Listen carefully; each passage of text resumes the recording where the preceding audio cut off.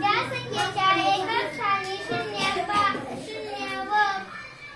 किंवा 5 यापैकी एक अंक असेल तर ती संख्या 5 ने विभाज्य असते. 10 ने विभाज्यतेची कसोटी. ज्या संख्येच्या